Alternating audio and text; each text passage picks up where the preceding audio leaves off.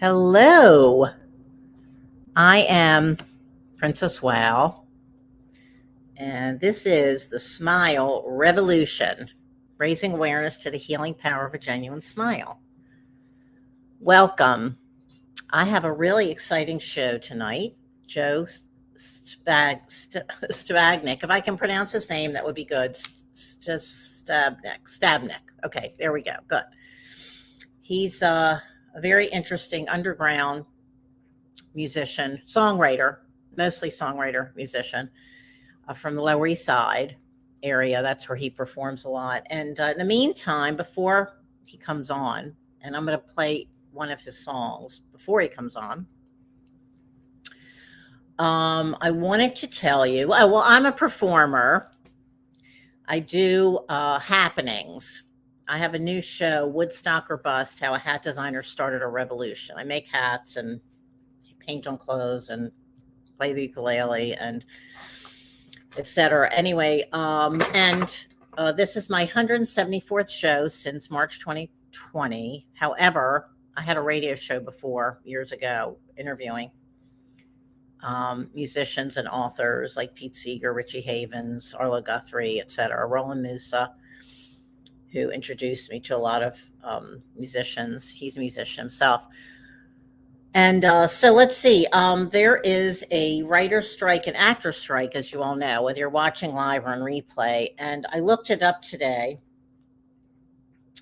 And what I'm doing is actually okay. It says theatrical TV contracts are separate from SAG-AFTRA's network television code, which covers unscripted television on TV or digital media, meaning talk shows, variety shows, reality competition shows, game shows, award shows, and documentaries, unless they're being released theatrically, are all still free to continue, as well as soap operas.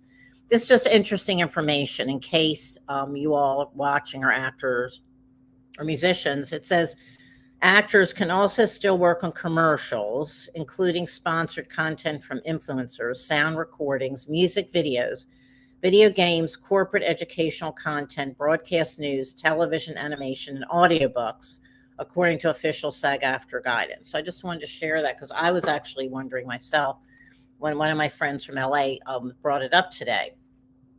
So anyway, here's a comment. I want to see who's saying something. Hi, Nancy. Hello. Thanks for watching live. I always appreciate my live and my replay on demand audience too. So let's see. I found this book, this magazine, Real Simple. I don't know if you know about this, but Real Simple. Laura's on too. Hi, Laura.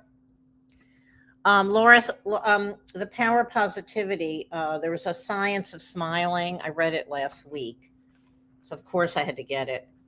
Okay, so there's some good quotes in here, and here's how to be upbeatish. Curate a positivity playlist. Music is one of the quickest, easiest ways to give yourself a mood boost, which I've been singing every day, let's see, since I was little. I think that's how I was coping for many years. Okay. Says Gretchen Rubin, the host of the podcast Happier with Gretchen Rubin and the author Better Than Before. Songs are often evocative of memorable life events. Hello, father-daughter wedding dance, helping you connect directly to a happy time. According to Dutch psychologist Jacob Jollage, I don't know, who developed the Feel Good Index to measure music's uplifting effects, the most emotionally invigorating tunes have positive lyrics and a tempo of about 150 beats per minute. Seek out a playlist on Spotify, search Good Vibes for options, or compile a list of 10 to 20 songs to throw on when you're stuck in traffic, on a brisk walk, or typing away on your laptop. Alexa, play Walking on Sunshine. Yeah. Right? Okay, and then I've got some quotes back here that I love. I always love quotes. Okay, here we go. Babe Ruth, every strike brings me closer to the next home run. Lin-Manuel Miranda, no exact recipe for today. Gather all available ingredients and whip yourself up some delicious. Okay. Henry Miller, one's destination is never a place, but a new way of seeing things. Walt Whitman said, do anything, but let it produce joy. And then I've got so many, I'm not going to read them all. Maybe next week I'll read some of these ones. Okay, Desmond Tutu, do your little bit of good where you are. It's those little bits of good put together that overwhelm the world. Isn't that good? All right, I'll read some of the other ones next week. Okay, and then, I have a new show. Did I say it's at Pangea, 2nd Avenue on the Lower East Side. It's a happening. Woodstock or Bust, how a hat designer started a revolution, November 9th. I think I did, but November 9th. It's a Thursday night at 7 p.m.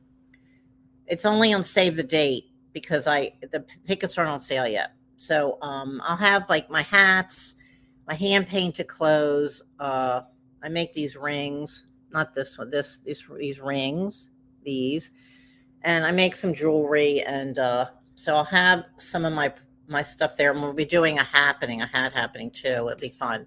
So I hope some of you can come who are in the area, in the Hudson Valley, New Jersey, New York, wherever, not that far.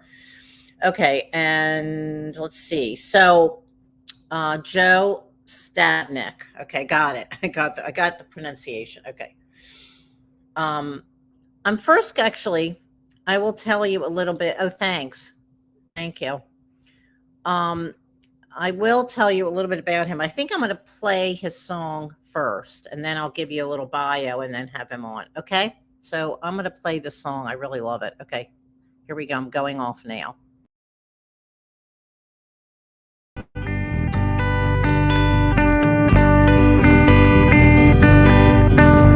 I saw her on the corner.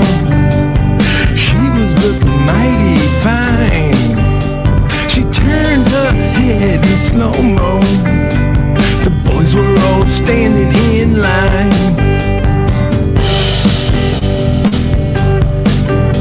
Well, sometimes you just wanna be there to see what goes down.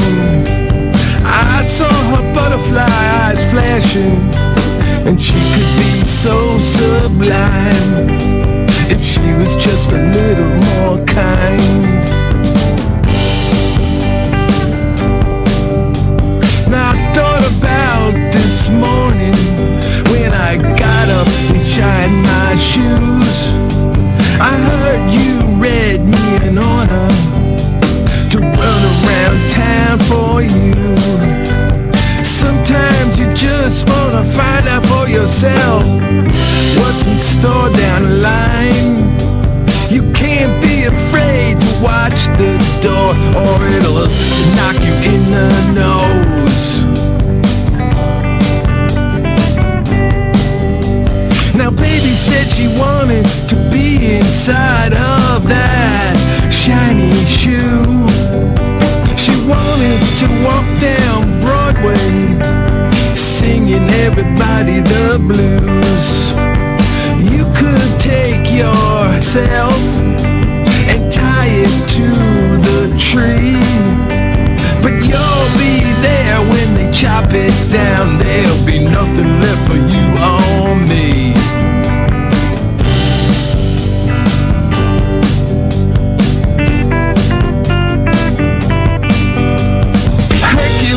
Came to the corner. He had the golden fleece in his hands. He spelled out an order for another bacon, egg, cheese, and ham. Now I got this here old guitar, and it plays by itself. Hoping it'll make me some money so I can get back home to you.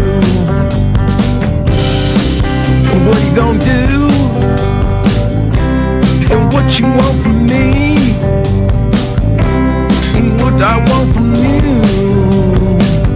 Just let it be.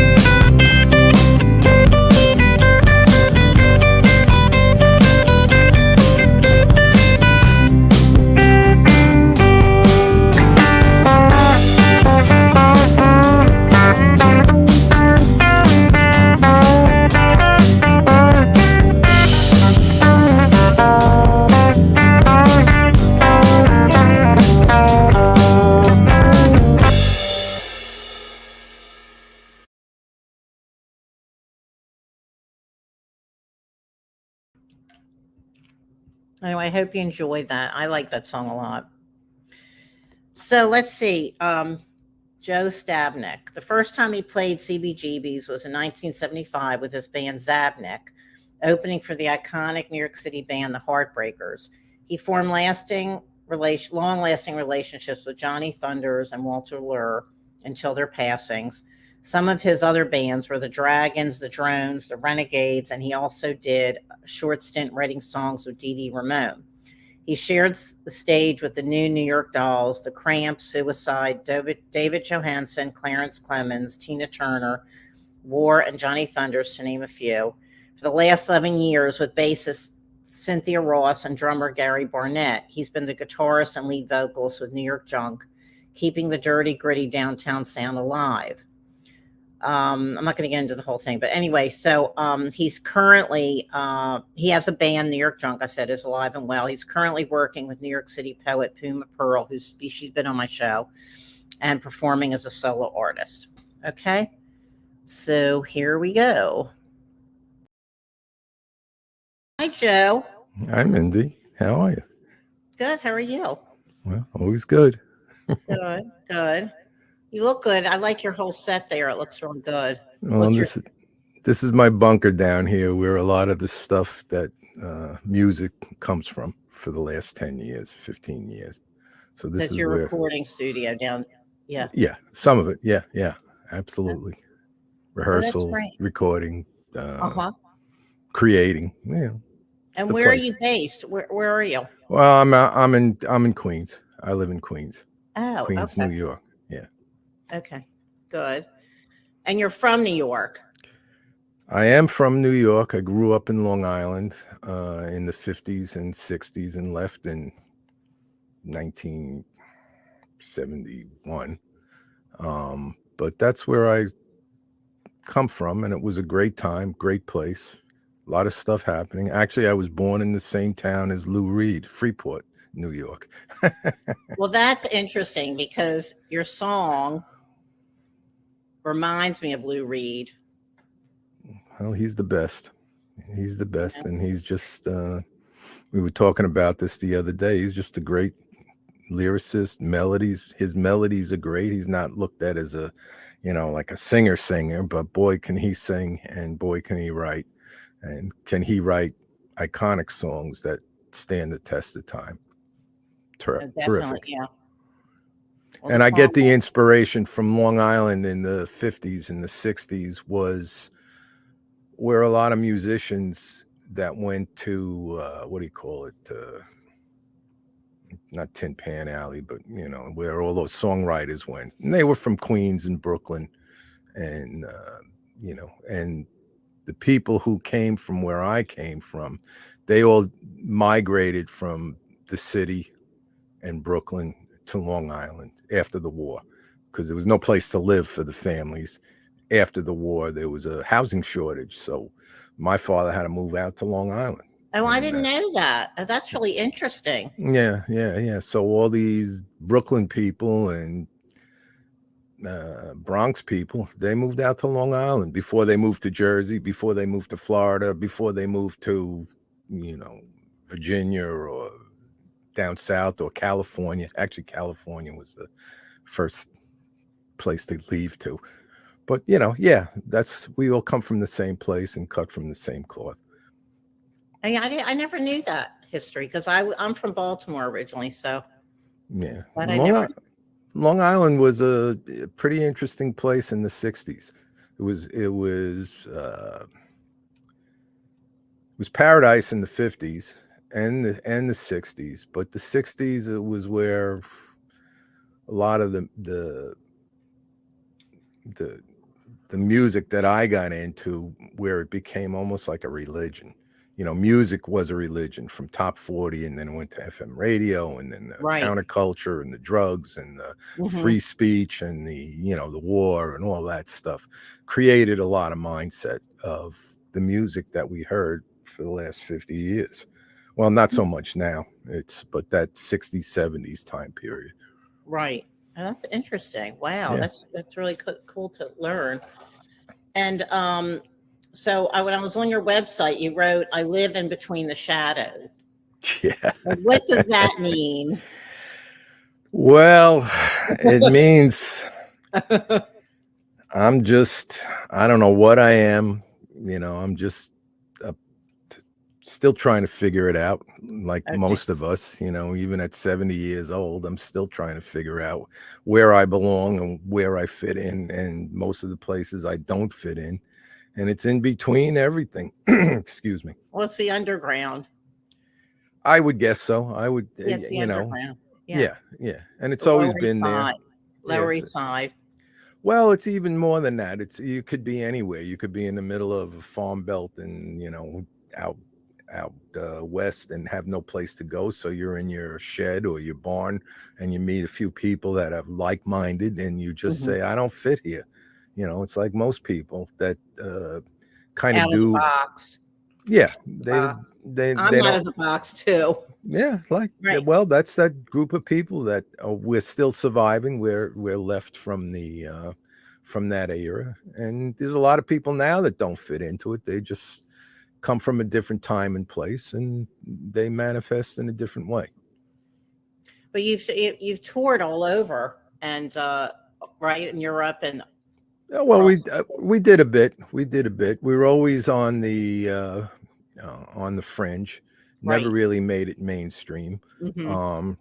And now as I sit here now, I'm glad that didn't happen because we never, at least myself and the people that I hang around with and play with, we haven't been corrupted or polluted by the big business of music, the extravagance, the indulgence into anything you want. And so we're still 50 years later, the same people that when I started playing on the Lower East Side at CBGB's, I'm no different.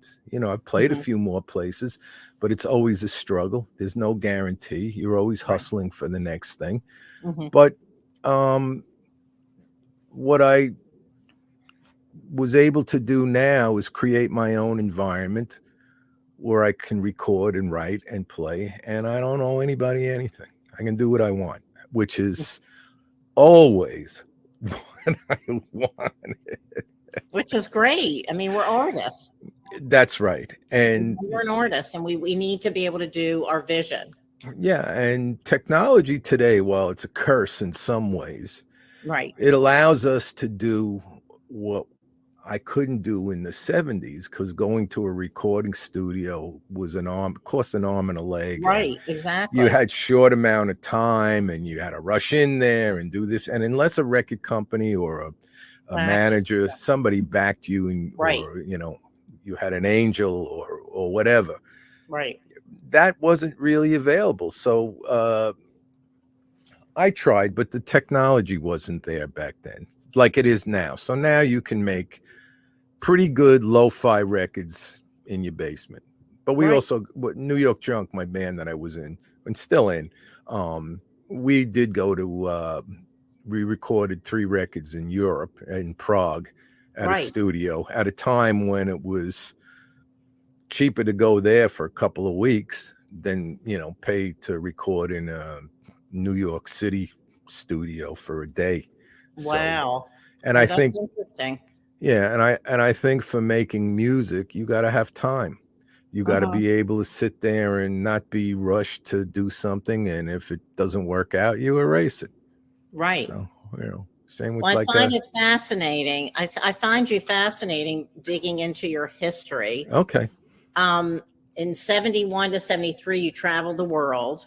I did. Yeah, I hitchhiked around the world, and it was funny. I growing up in Long Island, and we came from, back in the 70s and the 60s, New York, Long Island, and the United States was affluent, and life was pretty good for a lot of people as working class or middle class people. Not like now, but back then, I could work for a couple of months and save up money to travel and go wherever I wanted.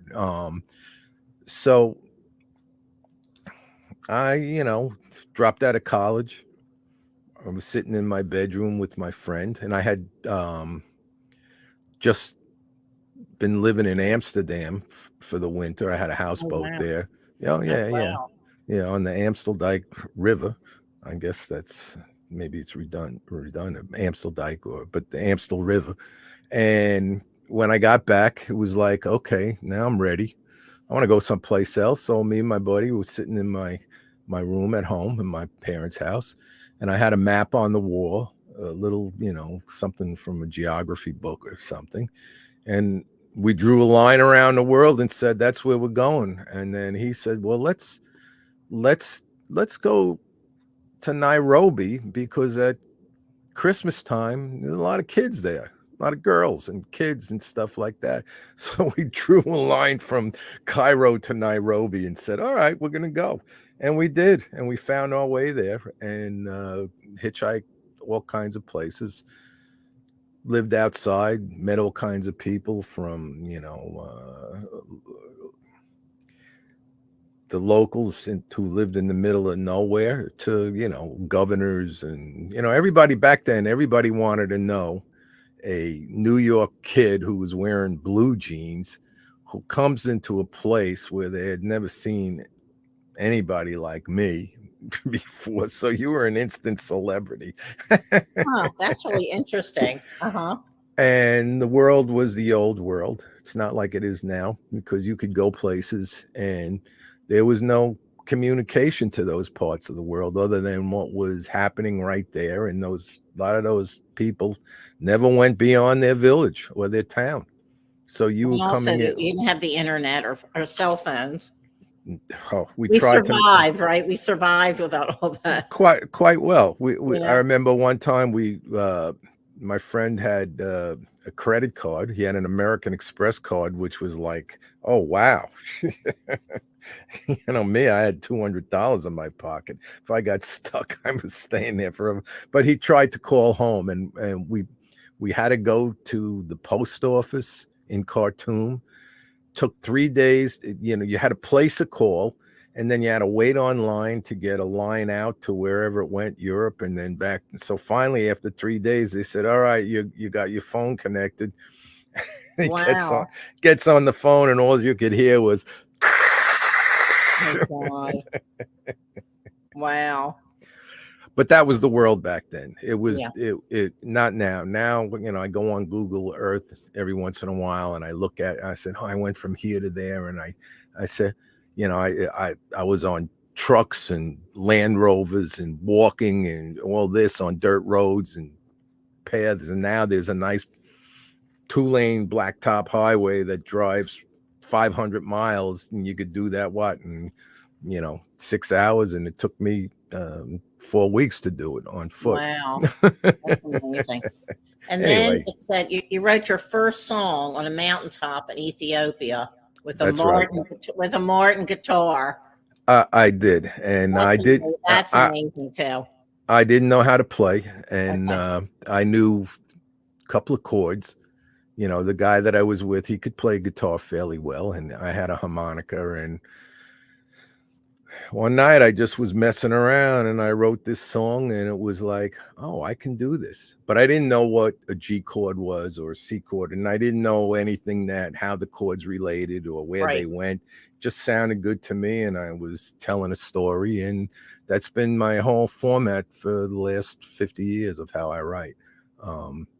And it's also how it got me into it, because we would go from village to village, and when a lot of these people in Africa would see us, and the Ethiopians, and I spent a lot of time in Ethiopia, Sudan, and Kenya, and they would see us and they'd want to hear us play. So we would play, my friend would play, I'd make up songs, and we'd get followed around like, there'd be 20 kids, 50 kids following us around wherever we walk. Or you go into a village and there was the whole town. And back then, in a lot of these cultures, men are everything and women are second and third. So you'd go into a little grass hut, which was it was actually a great way of living, and in certain ways. And you'd go in there and you'd have your tea and piece of boiled dough and sit down, and 10 minutes later, the place was full of all the men in the village who wanted to just be there. Well, that's really cool. Well, that's Yeah, really it was a great time. that's your beginning of playing. That's really cool. Okay, Yeah. so you did that, and then 75, you had your first band, Yes. Zabnik, right? Zabnik. Yes. After coming back from this travel, I Mhm. went and lived with my brother and a couple of other guys, and they had a band, and I was the roadie. And I carried the equipment, and I wanted to be somehow in music. Right. I didn't know how to play, too afraid, too nervous about. So anyway, I was the roadie, and little by little, there was guitars laying around and stuff.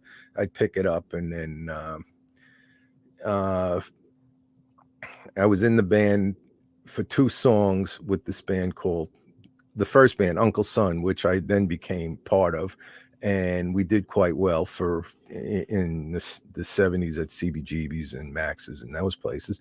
But I also said I'm going to write my own band, my own stuff, and I started playing and hooked up with my friend Gary, who was in New York Junk and still friends with 50 years later.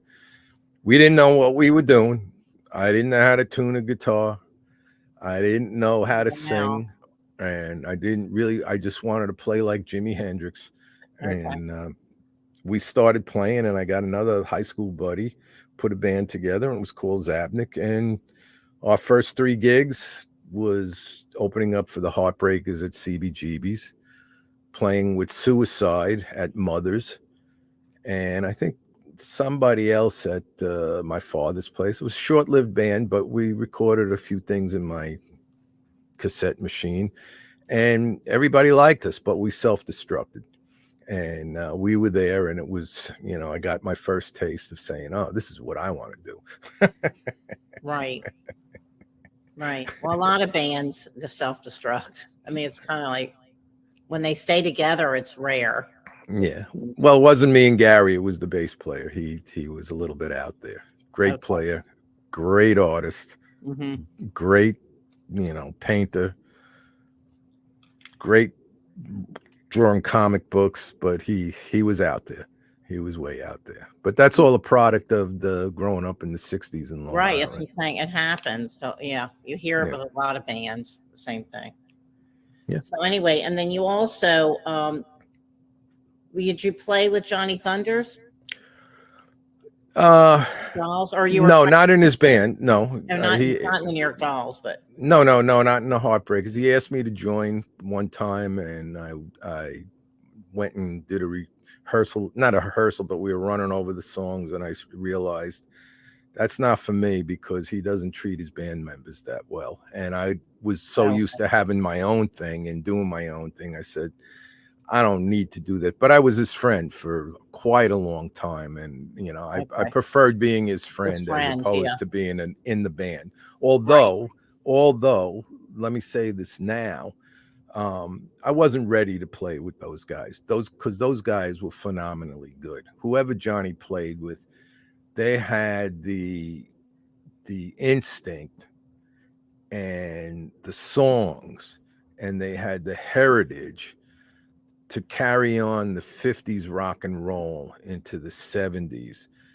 And those bands were just great. And they were out of my league. I couldn't do it. Now I could do it, but not back then. But then, well, it was the New York Dolls. I mean, you're talking the New York Dolls. Well, the New York Dolls, but mostly with me, it was the Heartbreakers. Walter and Jerry and Billy Rath or Tony, whoever was playing with them. Those so Johnny Thunders was in the Heartbreakers? Yes, he was. Oh, before he went to the New York Dolls? No, first was the New York Dolls. I see. And then the Heartbreakers. Dolls was short-lived, and the Heartbreakers were the 2 bands that really created the New York scene, which were the Ramones and the Heartbreakers. And then you had the other ones that followed, but they were the ones that kind of gave the music its fire. And then you had the other bands like Television and Patti Smith and on and on and on.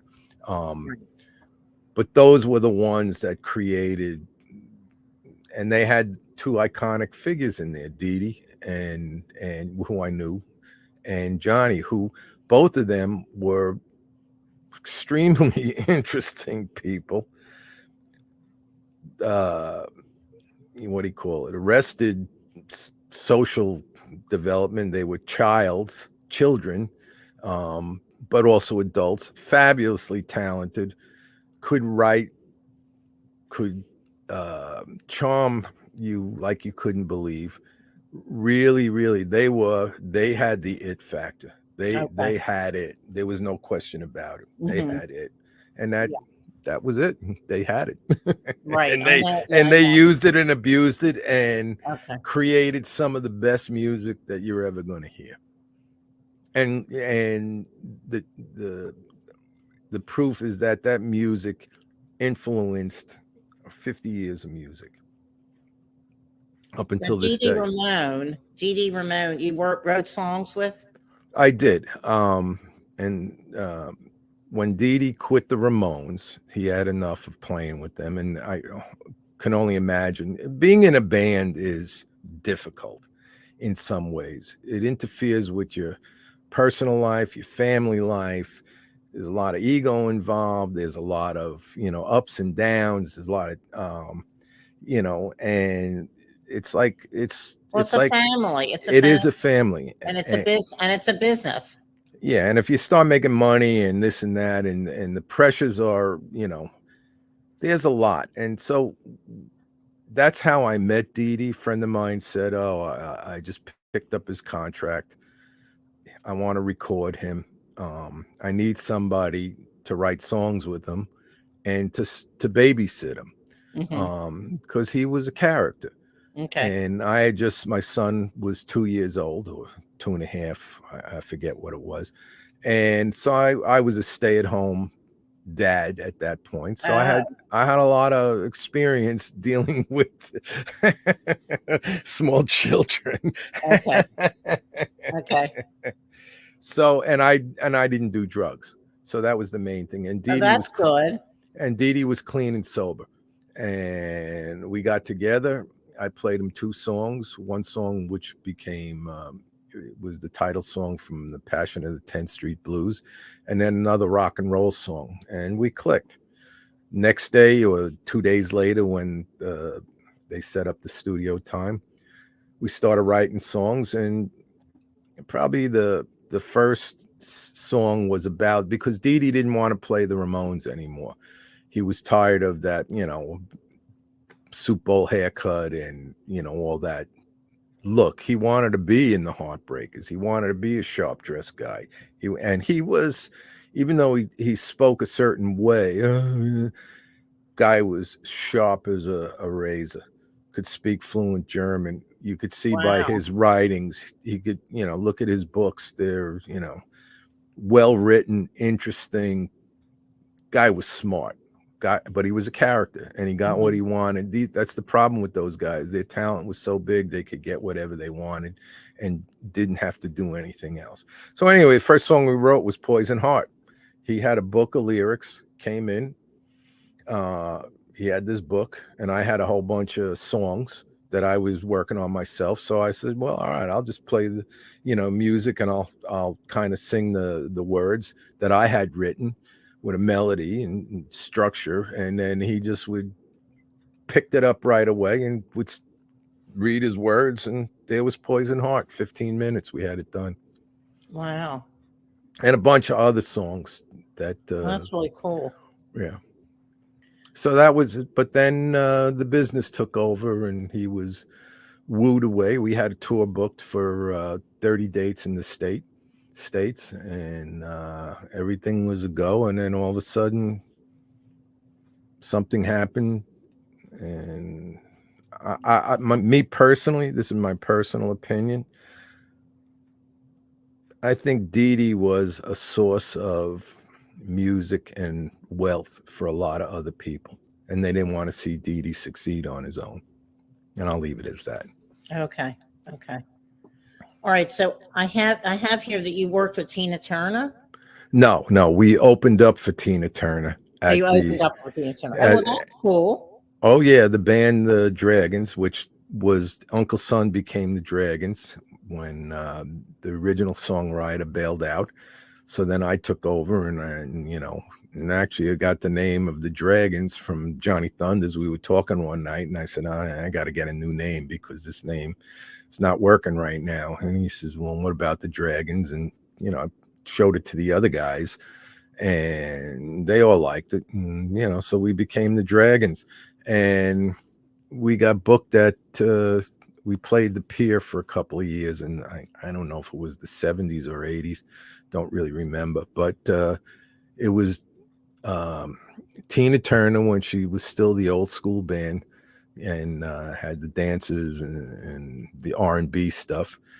So it was Tina Turner, David Johansen, and the Dragons. That's and it so cool. It was a great bill. That's really really cool. That's really neat. Yeah. And so nowadays, so you still have the band New York Junk, you're saying? We yes, and what happened is the pandemic hit, and we were playing, and then all our parents were getting old, so we were lucky enough to have parents in our 60s. So they get into their 80s and 90s. You got to start paying attention to them. Right. And so Cynthia is up in Toronto with her mother.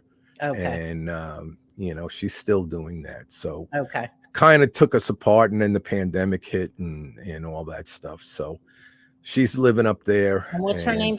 What's their band name? Cynthia Ross. Okay. And she was in the B Girls and a bunch of other bands, and she's doing a solo thing now. Okay. And but at some point we'll get back together and play a gig, and because we had a great 13-14 year run. And who else is in the band? Gary Barnett, drummer. Gary Barnett. We were 3-piece, and sometime for a while we were playing with a fourth member, Jeff Ward, on guitar. So we had and we were the right band at the right time in New York for a while when all us old people were coming back after raising kids and having a life, and realized that when we were in our 50s that what, I'm not giving up playing music. I stopped for a while because of working and kids and paying bills and all that stuff and family, right. And then it just got to the point where it's like, let's start, and it was the same way it was in the early 70s at CBGBs. It was a bunch of outcasts that were just looking for a place to be and that played a certain kind of music. Right. Basically music that was not corporate, meaning you wrote it yourself, you did it yourself, you idolized the bands that you idolized. You weren't the slick players that could play, Led Zeppelin with their eyes closed and stuff like that. It was artists and and people that wanted to just play in a band. So they found CBGBs. Right. And then I think the same thing sort of happened 15 years ago, at least for me, when we started looking around. You had Otto's, and I didn't know what Otto's Shrunken Head was, and there was no Bowery Electric at that point. And so it was a place to play, and a lot of the faces that you knew from, in the 70s, they started showing up, and people our age started playing again. So we had a time, and now that's kind of fading out because everybody's getting old. But we were playing, and we did okay. Ageless wonders. We're ageless wonders. Yeah, you see people like these the old blues guys, and they wheel them out in a wheelchair, and then but when they pick up their guitar or the microphone and they start playing, they're jumping all over the place, and they become 18 again. And you say, wow, look at that. That's great. Yeah. And then they get off stage and they go, oh man, my knees hurt. Right. Well, it's the same for us now. It's like, we played last night and we did almost an hour and a half set, which is, it's a lot to sing and play and stuff like that. And then when you get home the next morning, when you wake up, it's like, oh, I'm hurting. Oh. So you're playing now with Puma Perl. Puma Perl, yeah. So and she's been on my show, and she's amazing poet. She's amazing. She is the icon of the Lower East Side poetry right now. Yeah. There's nobody like her. She lived it. She lived it. She I know. wrote She's about from it. there. I know. There was no parachuting in with her. She lived it. And that's why I like working with her, because her work is real. It's real. Her words are real. It's a real thing. She's the real deal. She's a real deal. So yeah, she really is. She's incredible. I mean, it's amazing. I mean, when I first met you all, remember I met you in Kingston at Kingston Pop. Oh, right. Stavros' thing. Yeah. Yeah, John Severus. And when I heard you all, and you played a song or two, I think. You did. And I was like blown away by your music. And Puma, when she did her thing with you, it was like, oh, unbelievable. And then that's John, Joff. Yeah. With his thing. Yeah. Well, what happened with Puma was, when I had New York Junks, she was in the scene, and she, I don't know how we became friends or this and that. And she asked me to play one time at the poetry club on the Bowery. It's not there anymore. And it left me a little bit not shocked, but a little bit in awe of that show. But then she would come up with New York Junk and do a poem and or introduce us. So we got to be friends. And then when she started asking me to play with her when she was doing, some poetry stuff, and it kind of clicked. And when was that? How long ago was that? Oh, geez. It could be like a decade, 6 seconds ago, or it could be 10 years ago. Okay. My sense of time. I know. Well, that's the thing. There's no time. I know, it's like time just kind of stretches.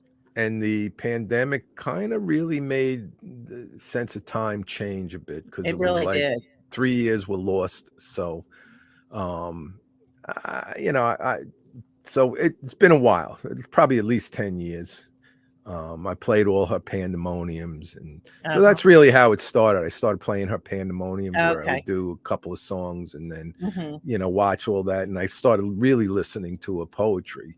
So one day, because I have my little studio here, I decided let me take one of her poems and write a song around it. And I found it just worked really easy, because her words kind of like songs if you put them in the right way, but they were really easy to translate into songs. And I like doing that. I like working with people. I'm a good collaborator.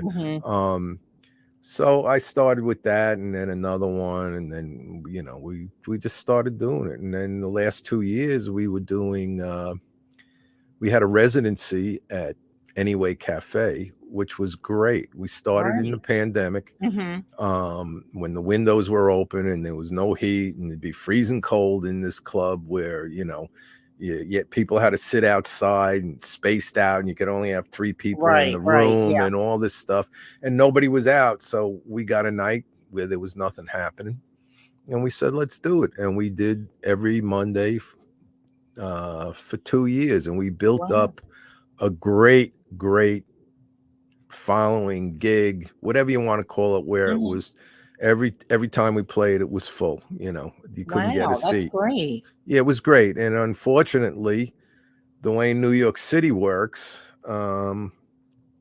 real estate trumps everything. Right. It's the downfall of a lot of the greed. Culture. It's the greed.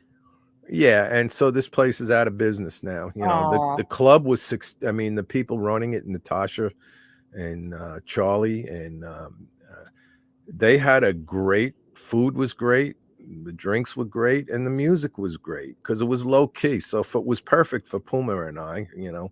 We would do 2 hours of poetry and songs, and just go back and forth.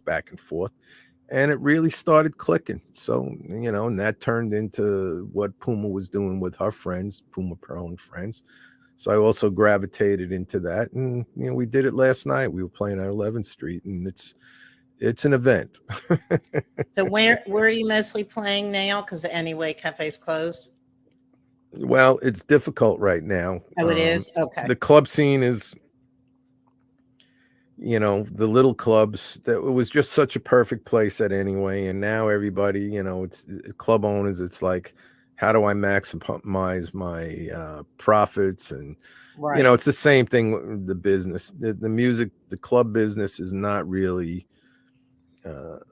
friendly to the artists. So anyway, we have a every 3 months we play at 11th Street, and something always pops up somewhere. Okay. But Well, we're the thing looking. is, I mean, yeah. We're looking. We just started playing at Lucky's, which is a great I know little club. Lucky's. Yeah. I know Lucky. I know the owner. I was at an event there. Yeah. Yeah, it's a great little place. These It's are a small little place. places. Uh-huh. Yeah, Right. and Okay. but for what we do, it's perfect. So Okay. Good. we're still doing it. Yeah. Well, you know, since the pandemic too, a lot of places have closed. Yeah. They couldn't stay open, and so you know, it's not their fault. It's just we had a difficult time, and so a lot of these places couldn't survive. Yeah. You know. So I'm doing a solo gig with Lorraine Leckie and her Demons at Rockwood in August. I don't have the date in front of me. My Well, friend you'll have it on your website. Yeah, my friend Cynthia was going to do it, but she couldn't come down, so I'm filling in for her. So that's a nice little club, and it's going to be fun. So I'm going to be doing a solo thing where I'm just going to play my. You're talking about the Sins? No, not the Sins. The no. Cynthia Ross is not Cindy Dawson. Okay. No, I'm just asking. I'm clarifying who it is. Yes. The Sins are a whole nother group. They got their own thing going, and they're actually working on their first record, and that's coming out on Gem Records, which is great. Yeah, my friend's the publicist for Gem Records, Maureen Bay Pietoso. Yeah. So I'm doing that. Last October, I went to Europe and I did a couple of shows in Europe, solo acoustic shows in Madrid, and then I put a band together in Prague. Prague is our home away from home. That's really great. That's really cool. For New York Junk, we went there on a whim. We had one gig at the original bunker, which was a military bunker for nuclear, you know, to survive nuclear weapons in the city of Prague that somebody had turned into a club. And a friend of ours said, "Oh, I can get you a gig there." So we decided to go. That was a long time ago. And that blossomed into a whole history of, you know, a second home away from home. We do all our recordings there, got a lot of friends there. So I did a show there in October, which was great. It was, that's really great. That's really good. I have more fans there than here. Well, that's cool. That's really good. Yeah. So that's what great. That's great. Well, to wrap this up, is there anything else you want to say? Oh, I got a lot to say, but I'm not going to. Okay. All right. So we have a couple more minutes. Okay. Well, I want to thank you for having me, and it was. It's great, and this is what I do. You can see some of the background here, all the pictures and junk and guitars that I have laying around, and but this is what I want to do. It's what I always wanted to do, and I'm still doing it. Well, I think it's great. I mean, it's great. I love your music. I'm a fan.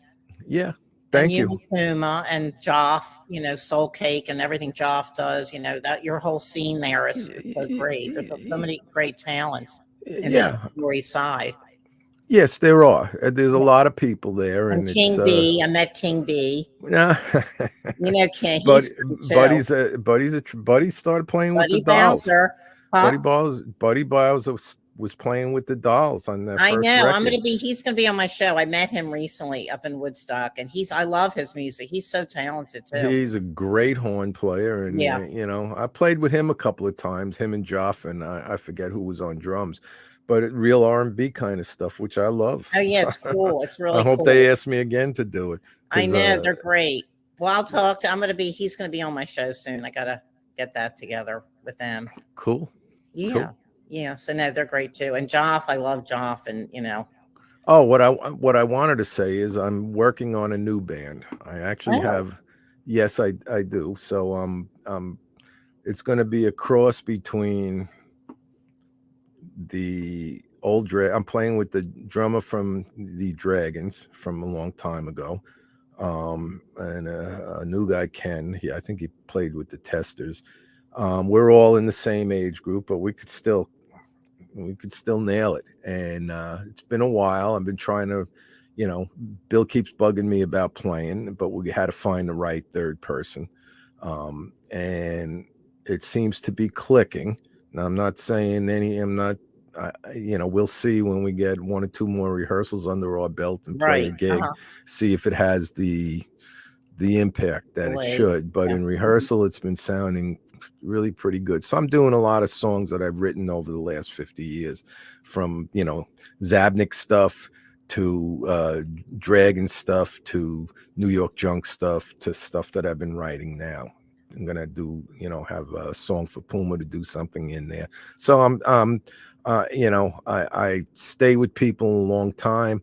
I have, you know, and I like to do my own thing, you know, and it, although solo work, you know, it's a little bit more work. It's kind of easy just playing bass in the back for somebody, which is kind of cool, which is what I did last night. But I'm going to give it. You're mostly bass? No, I'm a songwriter. Okay. What I am is a songwriter. Okay. And I'm forced to sing. I'm forced to play guitar. And when I started recording my own stuff, I had to learn how to play bass.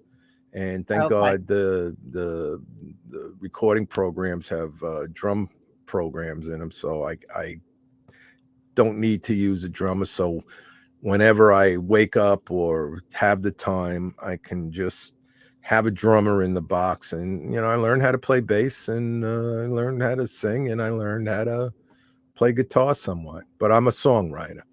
Okay. And that's what I want to be known as, a songwriter. Okay. Well, I love your music, and thank you. Yeah. So anyway, well, thanks so much for taking the time to be on my show. Well, thanks for having me.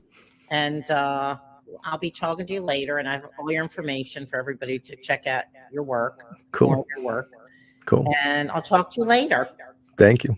All right. Thank you so much, Joe. Bye. Okay. Bye. Yep. Hope you enjoyed, who's ever watching live or on replay. Hope you enjoyed that interesting interview and the song I played. So next week, I have Steve Adabo, who is a Grammy award-winning producer, musician, writer, recording engineer, and owner of Shelter Island Sound Recording Studio in New York City. And he is amazing. So I'm really excited for you to hear my interview with him next Monday at 8:00 Eastern time. Yeah, I know. He's like super cool. And I've known him for years through Richard Barone, and to do a deep dive into his life is just incredible. So anyway, next Monday at 8:00 Eastern time, and hope you all can watch. And lots of love, and keep smiling, keep sweet. Join the smile revolution. Not saying it's easy, but we are going to. If we can be grateful for what we do have, it's easier to smile, and smiles are contagious. So let's see. I'm going to sign off with my credits. Bye. Thanks for watching. It's called the Smile Revolution that comes, goes round and back to you. So smile, smile, smile, a simple smile will do. Smile, smile, smile, and come back to you.